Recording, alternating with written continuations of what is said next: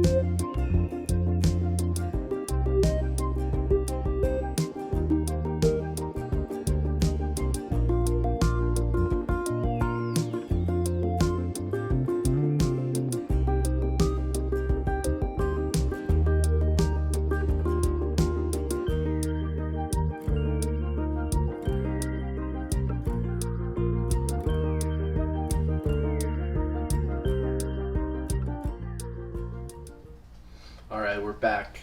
We are here, we are safe, and we're going to enjoy ourselves today. So what I want to do that I did in the last video is I want to take a few deep breaths before we get started and recognize that we're taking this time for ourselves and that we're going to enjoy ourselves. So please join me.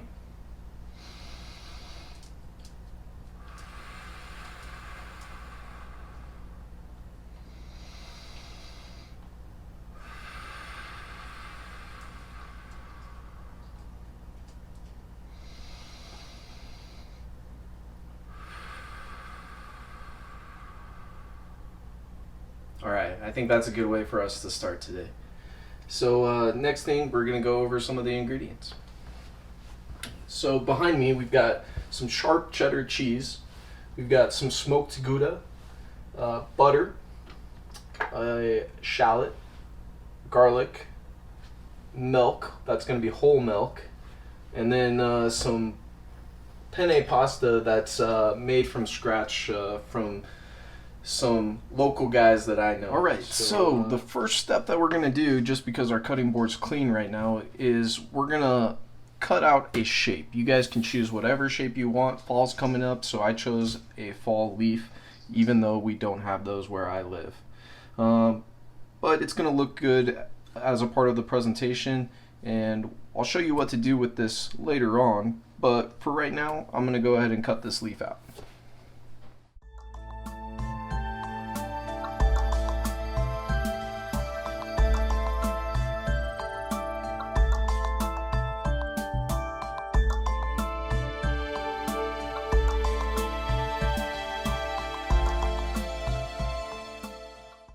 So we finished cutting out our fall leaf. Now we're going to focus our attention on the ingredients.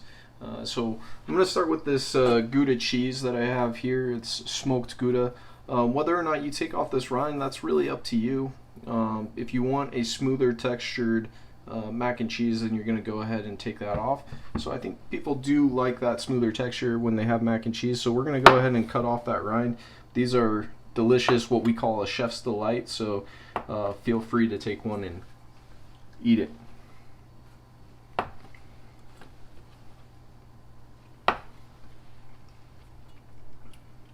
So this is my own take on macaroni and cheese, but I did a little bit of research on the history of macaroni and cheese, and Kraft macaroni and cheese was brought to the United States in 1937, and it actually only cost 19 cents for a box of macaroni and cheese. So we already got the Gouda cheese all cut. There's none of that outer rind on there anymore. That's going to make our macaroni and cheese stay nice and smooth. So now we're going to take a cheese grater and we're going to go ahead and grate this.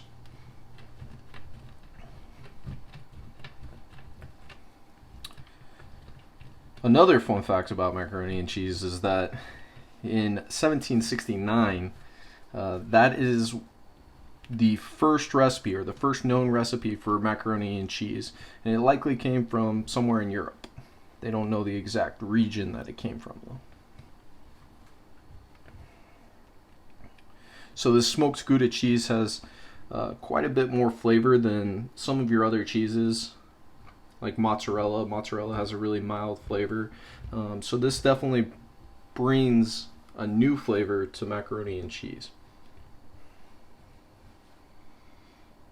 So if you end up with a little bit of a chunk like that and you're about to shred your fingers, don't do that. Just that chunk is fine. It's gonna melt. So gotta get all that cheese out of my grater.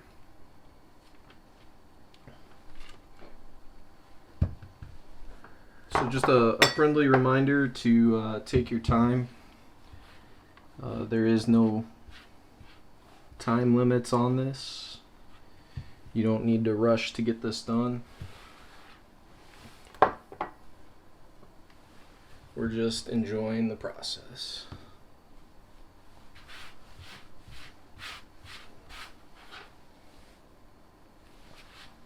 So I have that extra block of Gouda if I need it.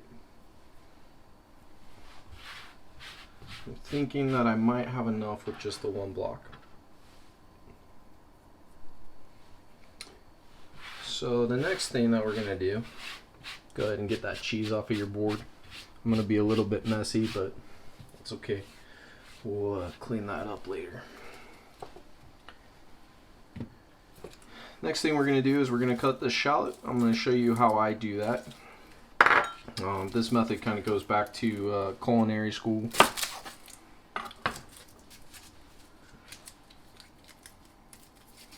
I don't want to cut this side off, the root side, because that's kind of what's going to hold everything together when I start to cut this. Actually, we'll go ahead and cut this in half so we have a nice flat surface on one side, and then we'll get these outer layers off.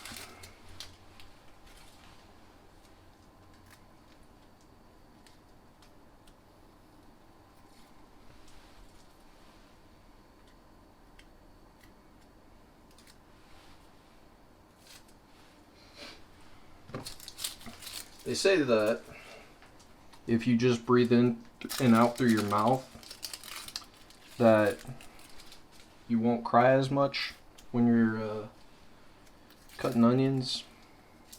However, I found out there's no way around it, really. You kind of just have to power through it, because one way or another they're going to get to your eyes a little bit. So we can have a good cry together.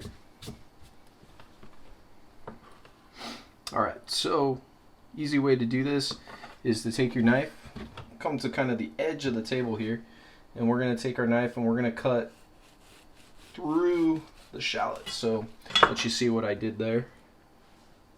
We just cut a strip of the shallot. Now I'm going to continue to do that, and I'm going to make them about the same size. I'm going to do that about 3 times is what it took to get through my shallot. You might have a bigger shallot, so it might take a little bit longer. And then we're going to go ahead and go vertically and cut those into strips about that same size as well. Now we have all our thin strips cut. Now we're going to go across the shallot, and we're going to cut those into like little cubes.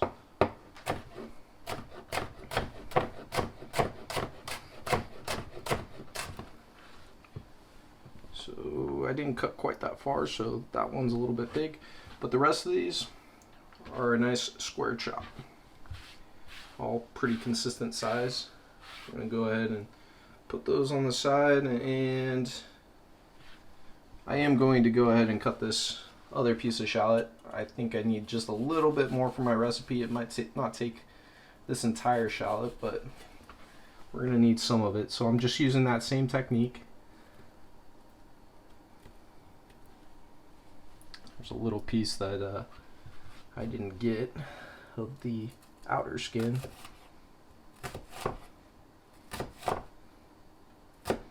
Now go ahead and take your time cutting this.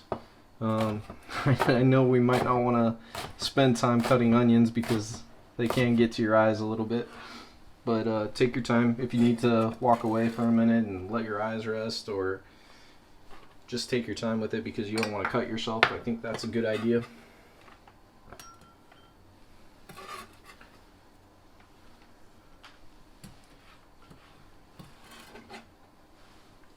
And it just kind of depends on how strong your shallots are. It's a good indication of how much flavor they're going to add to your dish too. So I've got my garlic here. I just go ahead and put it down on the cutting board, take both my hands, use all my body weight, and crush it. Now that makes it easy for me to get all those cloves out, and I want about 4 to 5 cloves. So 1, 2, 3, 4, 5. I think we're good right there.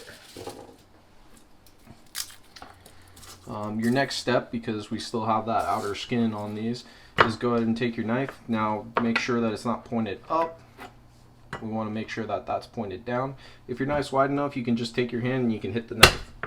If you don't want to use the knife, you can use a plastic Ziploc bag, a spatula, anything you want to make you feel a little bit safer. But this is just easy and convenient for me since I have the knife right here. So if you want nice cloves of garlic that, you know, they don't look crushed or anything like that, this is not the method for you. But for this purpose, it works really well. Much easier to get these skins off.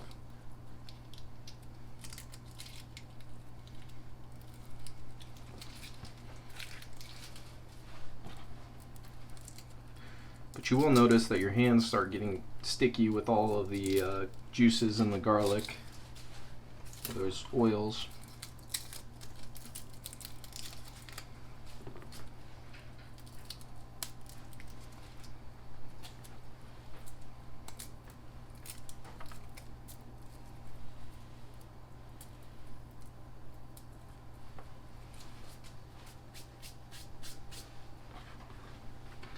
So now that we have it kind of, well, we do have all the skins off. And now I'm going to go ahead and slice this up a little bit more. We want a fine mince. So all I'm going to do is I'm cutting it down in size just a little bit to make it a little bit more manageable to cut.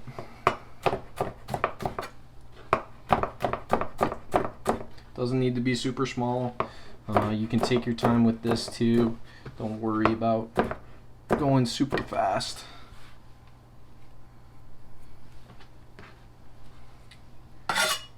Make sure we don't get any of those skins mixed in there.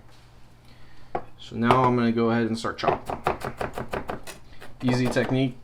Grab the knife like this and then just rock.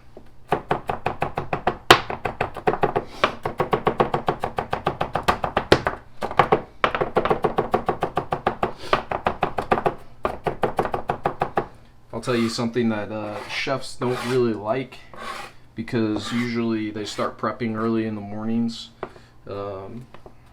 is if you're chopping garlic like this. However, you're at home, so your choice.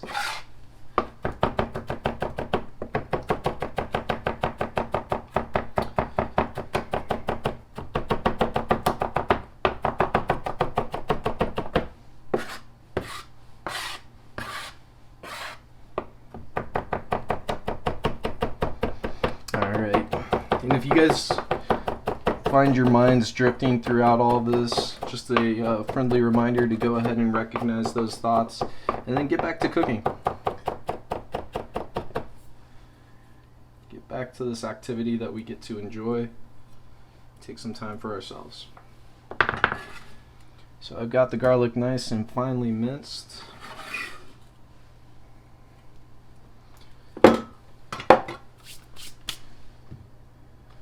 So I'm going to go ahead and give you guys kind of a close-up of that.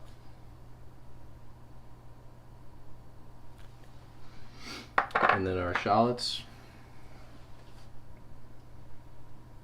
And now we're going to be ready to start cooking. So a few things that we have here that are a little unusual. This is my version of a double boiler. And not everybody has a double boiler pan. So this is an easy option for those of you at home. Usually everybody has a stainless steel bowl and a stainless steel pan. So all I did was I filled the bottom of this stainless steel pan with just about a ½ inch of water. And then you just put the bowl on top. You turn it on a nice medium heat. And that water is going to heat up. But this is kind of going to gently heat our macaroni and cheese sauce. I also have milk back here. I'm going to let that go ahead and warm up just a little bit. Because if we put cold milk in with the hot cheese and the hot mixture that's in our double boiler, then that's going to halt that cooking process and the melting of the cheese. And then that kind of causes you to get this not very smooth sauce. So what I'm going to do right now so that we know when this pan is hot enough is I'm going to go ahead and add my butter. Once the butter melts, we know that that pan's getting to the heat that we need it to be. While we're waiting for that to heat up, we're going to move over to this pan and I'm going to add some salt. It's very important to season your water when you're cooking pasta. So here's just a little bit of salt, maybe even a little bit more. Not all of that salt's going to be absorbed by the pasta, but it's going to season and flavor the pasta. So we're going to let this go to a very high heat. Once that comes to a boil, then we're going to go ahead and add our pasta to that. Alright, so as you can see, our butter has melted a little bit. Pan's kind of hot, so you don't need to touch it with your bare hands. You can just grab yourself one of these guys, and you can use that to hold on to the pan so you're not burning yourself. Also, the steam can get pretty hot, so I like to angle the pan away from the steam. That way the steam escapes from the back and it's not escaping into my hand in the front. I'm going to take some of these shallots. We're going to go ahead and put those in with the butter. We're going to do the same thing with our garlic. And we're going to let those start to cook in that butter. The butter's going to kind of absorb the flavors of the shallots and the garlic. We call that sweating the garlic and the shallots. And so that's going to really incorporate those flavors once we start adding the milk. I do want to say that we are heating this milk back here for the reasons that I said earlier. But another thing is that you don't want this pan to be completely full. Now, if this pan's completely full, what do you think is going to happen? The milk's going to probably overflow, and we don't need that kind of stress in our lives. So we want to make sure that we're keeping that milk at a lower level in the pan. That way, if it does get a little bit hot, that milk's going to expand, it's not going to overflow. So very important to keep the milk level down. We can always add more. That may be enough. Alright, so as you guys can see, our water is almost boiling. We've got some bubbles starting at the bottom of the pan. That's how we know that it's about to start that rolling boil. So I'm going to go ahead and add my pasta right now. But before I add the pasta, I got a little pasta joke for you guys. What do you call something that looks like pasta and tastes like pasta but isn't pasta? Give you guys a couple seconds here. I'll let the pasta go in the pan before I tell you the punchline.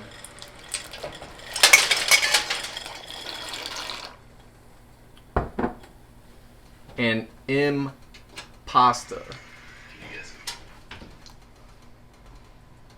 You can laugh now.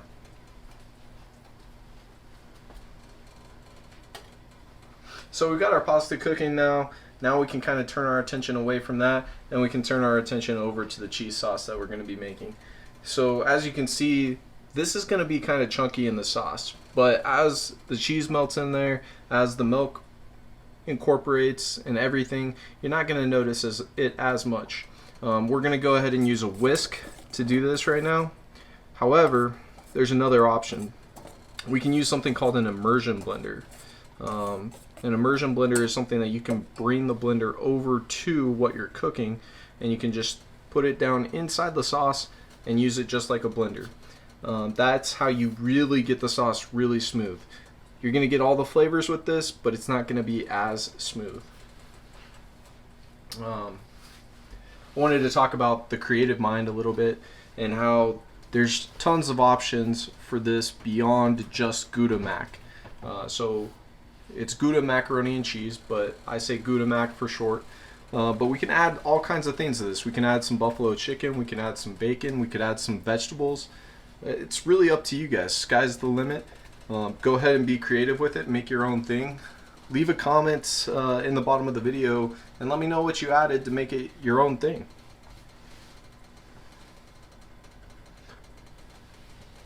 This also has no roux. Most macaroni and cheese sauces have a roux in them. That's the base for a bechamel sauce.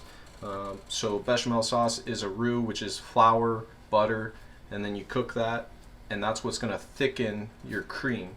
Whatever kind of creamy sauce you make, that thickens the creamy sauce. However, in the recipe that I'm using, we're going to go ahead and leave that out. That means that this is gluten-free. You can use a gluten-free pasta and enjoy it that way if you can't have gluten. If you have celiac disease or something like that, then this would be an alright option for you.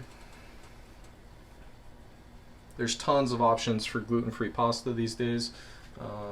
They even have lentil pasta, just the gluten-free options. The options are really endless for that as well.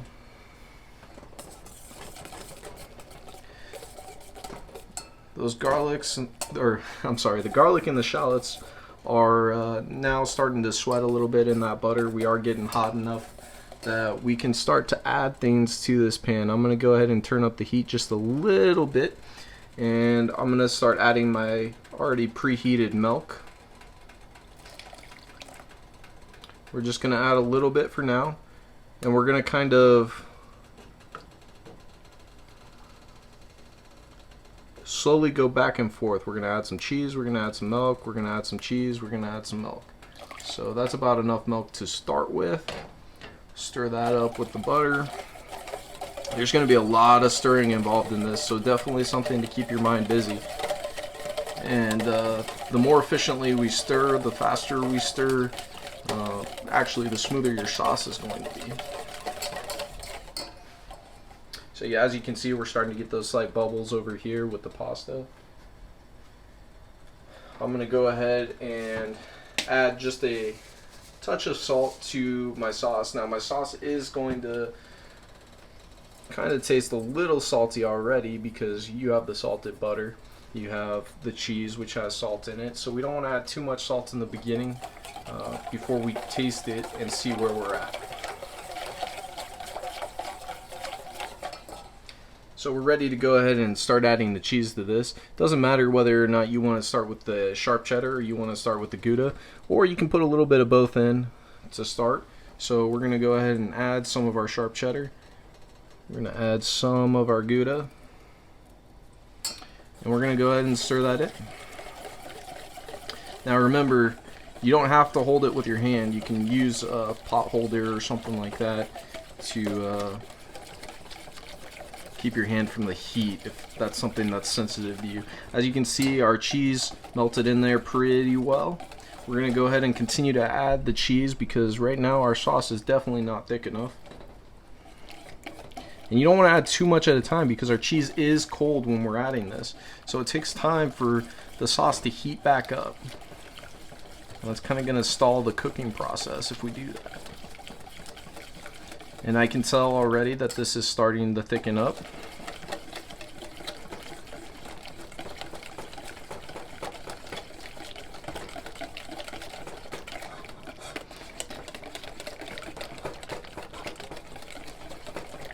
Can kind of tilt our pan whichever way we need it, whichever way is comfortable for us.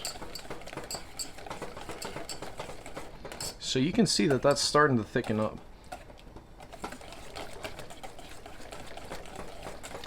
So that means we're gonna add a little bit more milk because that's about the consistency, the thickness that we want in the sauce. But we're gonna add more cheese to this. We want more sauce than this. Of course, you're gonna want that macaroni to be real cheesy.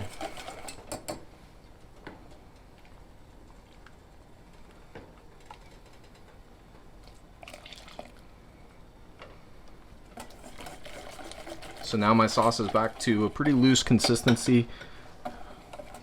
We'll add some more cheese and we'll fix that.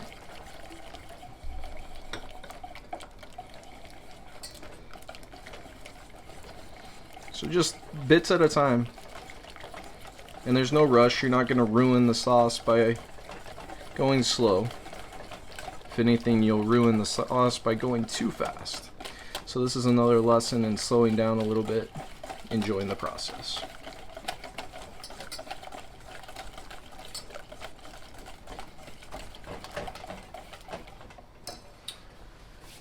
I'm going to come over here to my pasta, and I want to try one of my pieces of pasta to see where we're at with that. I don't want to overcook this. The only way to make sure your pasta is that perfect al dente is for you to try it.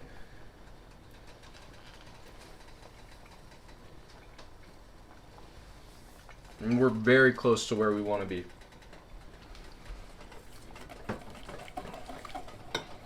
So we're going to focus our attention back over to the cheese sauce.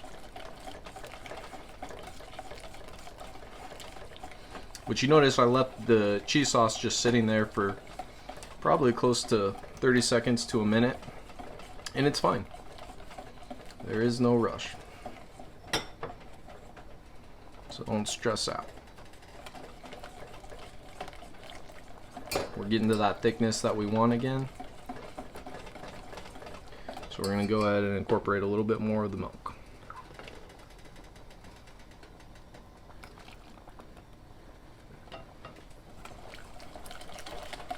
We're going to let that sit for a second while we go back over here and check our pasta because, like I said, it was very close to being done.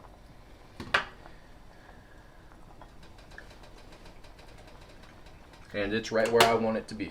So I'm turning off the pasta. I'm going to take my pasta over to the sink. We're going to go ahead and dump it out in a strainer. And we're going to cool it off because we don't want it to continue to cook. Alright, so now we're going to go ahead and dump our pasta into the sink, into our strainer. Careful with the steam because the steam is going to be hot. And then we're going to take our sink, we're going to move it over on top of the pasta, and we're going to go with cold water. We're going to cool it down with that cold water so that it stops the cooking process. If you just let it continue to sit there and the noodles are that hot, then they're going to continue to cook and they're going to get soggy.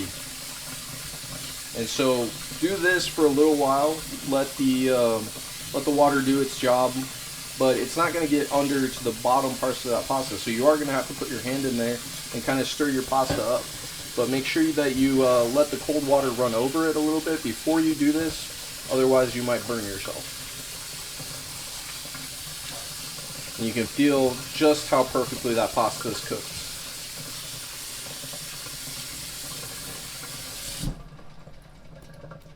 So that's the pasta. We're going to go back over and we're going to finish cooking our sauce. Alright, so we've got our sauce. It's a little bit loose, so that means we need to add a little bit more cheese to balance out that amount of milk that we put in there.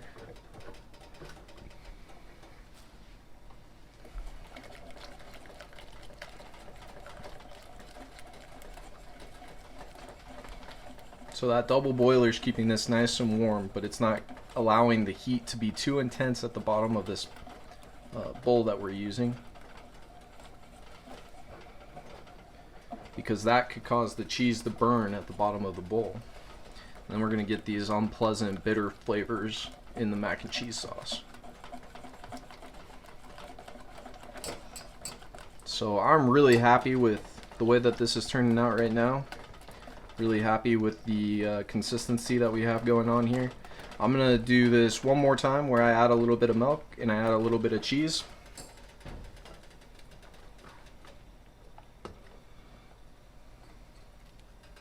And then we're going to call it good. I like a lot of cheese sauce. I like my macaroni and cheese to kind of be swimming in it. So that's kind of what we're going for here. So I'm going to add the rest of my sharp cheddar.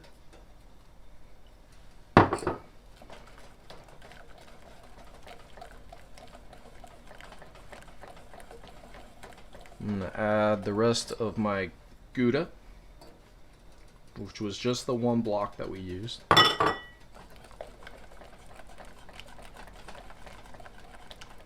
And I think that sauce is really nice where it's at. But I am going to show you guys one more technique, because I said that if you want your sauce to be extraordinarily smooth, this is already pretty smooth, but you can see the shallots in the sauce. But if you want to make it so that you can't see those shallots, you can't see the garlic, and it's just a part of the sauce, which incorporates the flavor a little bit more, is we're going to use that immersion blender. So I'm going to go ahead and get rid of my whisk, and I'm going to come back with the immersion blender, and we're going to see how that works.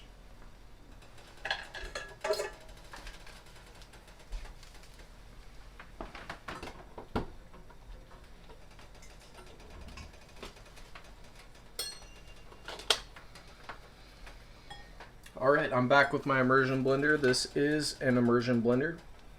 You can see the blender at the bottom of this. So very sharp. Don't want to push the button before we have this in the pan.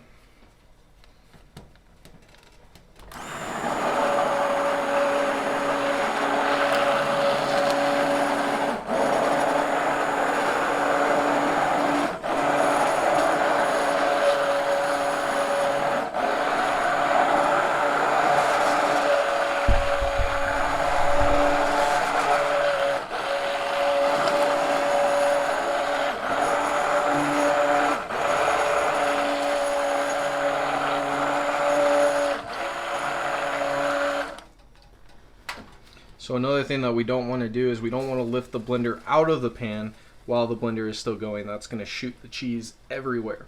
So make sure it's well below the top line of that cheese sauce.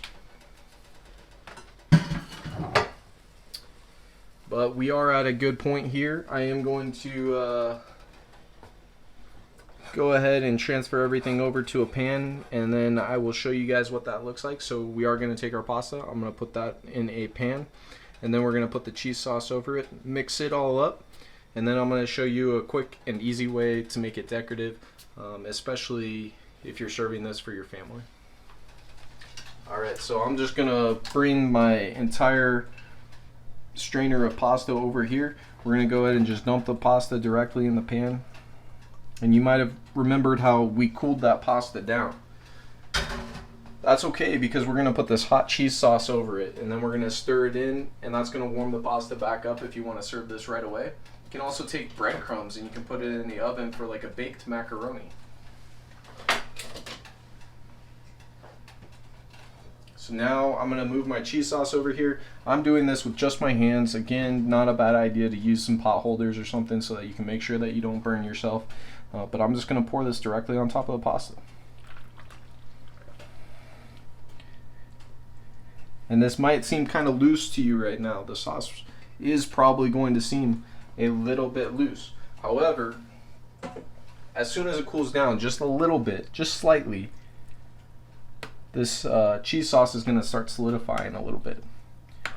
So I'm going to go ahead and stir this up so that we can get this all over the pasta, get it into those crevices in the center of the pasta.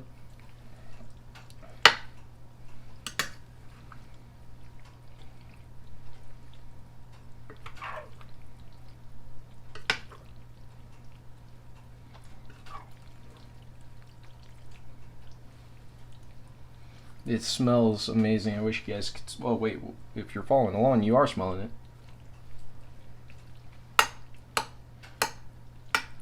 So I'm going to make the top nice and flat because that's going to be important for the decoration that we make.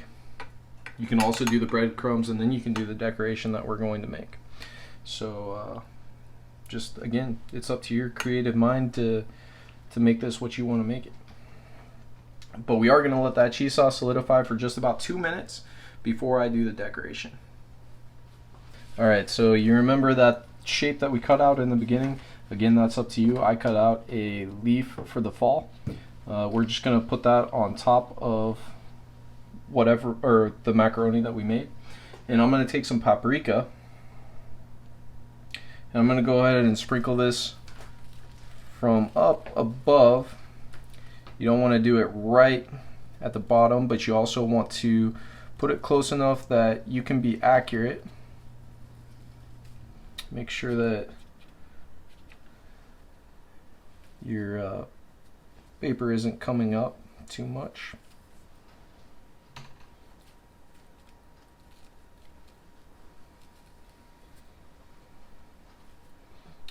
Might be appropriate to also use something like parsley to do this. You could use anything that has a different color with some contrast. So most importantly, you got to get the outside edges, because then you can see the outline of the shape. But feel free to use your creative mind to come up with your own edible ideas to sprinkle on top of this. And I think that we're all right there. I'm going to go ahead and lift this, and it should reveal a nice looking fall leaf. Be very careful not to dump the rest of that onto there though.